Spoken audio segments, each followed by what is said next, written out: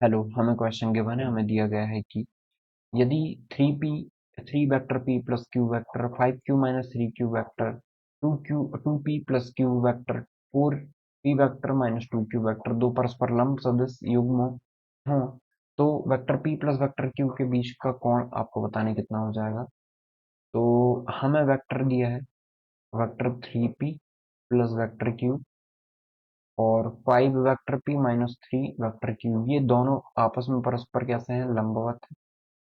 और 2 vector p plus vector q और ये आपस में परपेंडिकुलर है किसके साथ, 4 vector p minus 2 vector q। अब परपेंडिकुलर हो जाते हैं, इसका मतलब क्या होता है, यदि दो वेक्टर परपेंडिकुलर हैं तो उनके बीच का जो डॉट प्रोडक्ट है वो कितना आता है, जीरो आ जाता है, क्योंकि cos 90 जीरो होता है। तो क्या हम बोल सकते हैं अब कि p, एक सेकेंड, 3 वेक्टर p मिट क्यों रहा है, 3 vector p plus vector q अब सही है, और 3 vector p plus vector q 5 vector q p minus 3 vector q 5 vector p minus 3 vector q, इन दोनों के बीच का डॉट प्रोडक्ट कितना आ जाएगा, जीरो आ जाएगा। और हमें एक और चीज ये बने कि 2 vector p plus vector q ये भी आपस में कैसे हैं, परपेंडिकुलर, तो इन दोनों के बीच का भी डॉट प्रोडक्ट कैसा होगा जाएगा, जीरो आ जाएगा। p और q के बीच में कितना एंगल बनेगा हम लोगों ने निकालना, तो मल्टीप्लाई करें, तो मल्टीप्लाई 5 3 का 15 और ये वेक्टर p के मैग्नीट्यूड का स्क्वायर हो जाएगा, क्योंकि p इंटू पी हो रहा है। ठीक है, अब फिर -3 × 3 9 और vector p into vector q ऐसे आ गया dot product, plus q vector p, तो यह जाएगा 5 वेक्टर q वेक्टर p लिखें या वेक्टर q बात एक ही है, तो रेसिप्रोकल पे इनका फर्क नहीं पड़ता है, तो ये वेक्टर p वेक्टर q लिख दिया है इस तरीके से। आप चाहें तो बाद में भी चेंज कर सकते हैं बता के, मैं ऐसे ही लिख रहा हूँ। ओके, गॉट इट ना आप लोगों को ये चीज। तो -3q का मल्टीप्लाई करेंगे तो -3 मैग्नीट्यूड ऑफ q के इक्वल टू में जीरो। तो 15 दो परस्पर लंब सदिश युग्म है, इकाई इकाई नहीं बोला तो इसको ऐसे ही रखता है। -9 और +5 माइनस का 4 हो जाएगा। ठीक है, माइनस का 9 vector p vector q -2 vector q का स्क्वायर इक्वल टू में जीरो। p से डिवाइड कर देते हैं तो वेक्टर p का स्क्वायर ये 5 टाइम हो जाएगा, ये हो जाएगा 3 टाइम, और ये हो जाएगा 2 इक्वल टू में जीरो। इसको सॉल्व करें हम तो ये बन जाएगा हमारा 8 मैग्नीट्यूड ऑफ p का स्क्वायर, फिर -4 vector p into vector q, फिर वेक्टर q इंटू p, तो 4 वेक्टर p इंटू q लिख देते हैं। ठीक है, अब q का मल्टीप्लाई इस पे करें तो माइनस का 2 q वेक्टर का स्क्वायर इक्वल टू में जीरो, ये आ गया है। इसको और सॉल्व करें तो ये आ जाएगा वेक्टर a वेक्टर p का स्क्वायर माइनस का 5 ऑफ 4 ऑफ 4 प्लस का 4 माइनस का 4, ये तो डायरेक्टली कैंसिल आउट हो, चेक करते हैं। 2p plus q 4p minus 2q, 2 multiply में 2 4 माइनस का 4pq और q मल्टीप्लाई में 4 तो प्लस का 4pq, करेक्ट। तो ये 8p का स्क्वायर माइनस का 2q का स्क्वायर ये आ गया इक्वल टू में जीरो। ठीक है,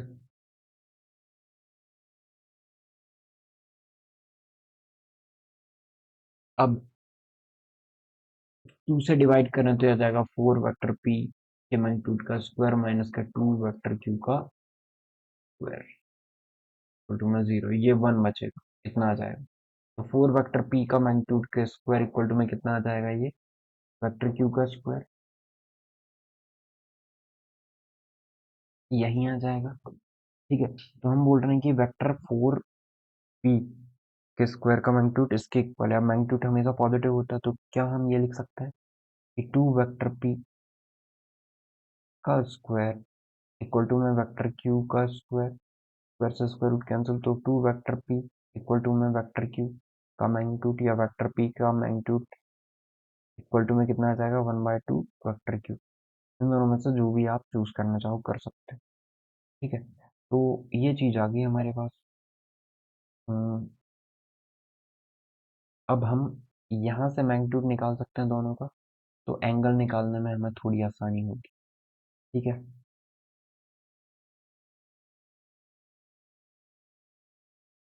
दोनों के बीच का एंगल पता है ना हमें।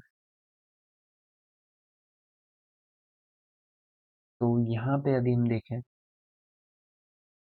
ये कितना बन जाएगा, यदि p को हम क्या लिख सकते हैं, q को हम क्या लिख सकते हैं, वेक्टर q के स्क्वायर को 4p स्क्वायर लिखा जा सकता है। इसको 5p स्क्वायर लिखते हैं। p vector p dot vector q है, इसे लिख सकते हैं q स्क्वायर को 4p स्क्वायर माइनस का, ये हो जाएगा 4 वेक्टर p का स्क्वायर इक्वल टू में 0।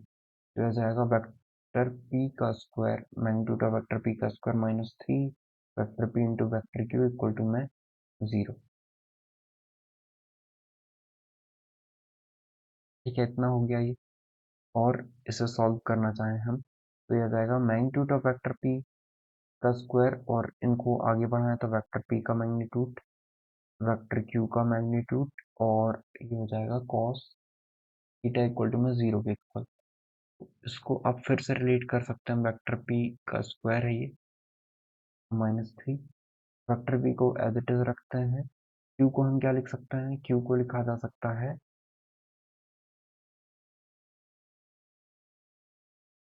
2p, 2 vector p, 2 vector magnitude of vector p लिख सकते हैं, ये cos थीटा इक्वल टू में 0।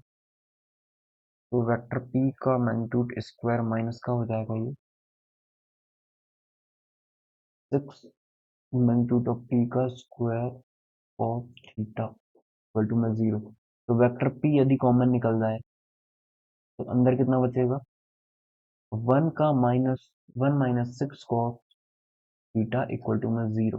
तो ये इसके 0, तो वेक्टर p का मैग्नीट्यूड 0 हो जाएगा।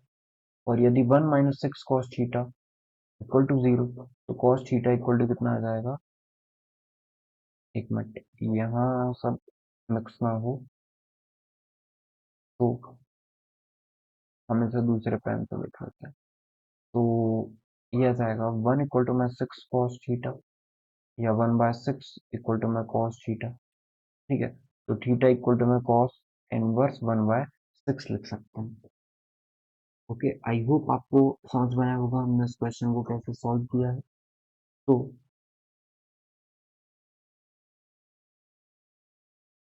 एक मिनट चेक कर लेता है हमने कहीं गलती तो नहीं थी। बट हम देखें यदि यहाँ पे ना, तो देखिए हमने क्या गलती करी है। हाँ, देखिए मैंने शायद 4 बोल के 3 लिख दिया है, -9 PQ और 5, तो ये तो कितना आ जाता है माइनस का 4, यहीं इसे माइनस का 4 लिख देते हैं ना, ये माइनस का 4 होता है, ये माइनस का 4 हो जाता। और भी चाइनीज तो नहीं है,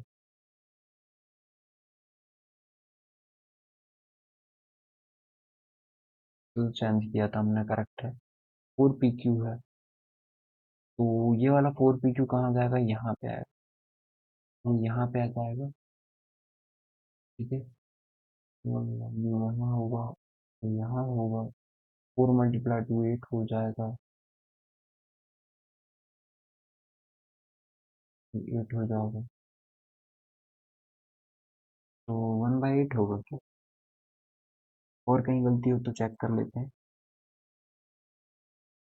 एक और चीज, हमने ना यहाँ पे देखिए 3 से डिवाइड कर दिया था, लेकिन ये तो एग्जैक्ट इक्वल है नहीं, तो 3 से मल्टी डिवाइड कर नहीं सकते, ये 4 है क्योंकि 15 3 जैसे 3 रखते हैं, मतलब ये ऐसे नहीं लिखा जा सकता, ये ऐसे नहीं लिखा जा सकता, हम बोल सकते हैं ये 15 रहेगा, ठीक है, और ये रहेगा अपना पी क्यू स्क्वायर है ना, ये 15 वेक्टर पी का स्क्वायर रहेगा माइनस का 4 वेक्टर पी क्यू,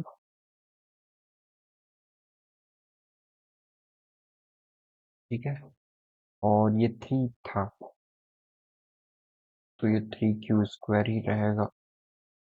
तो यहाँ पे हमें 12 लिखना पड़ेगा क्योंकि 3 और है, तो 4 मल्टीप्लाई 3 12 हो जाएगा ये, ठीक है।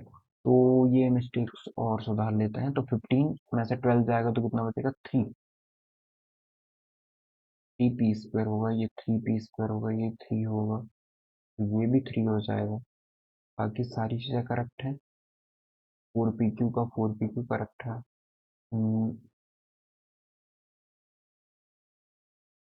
तो यहाँ पे 3 बचे, है ना, तो ये आ जाएगा 1 माइनस, मतलब 3 माइनस का 8, तो ये आ जाएगा अपना 3, और ये 8, तो ये 3, ये 8, तो ये 3/8।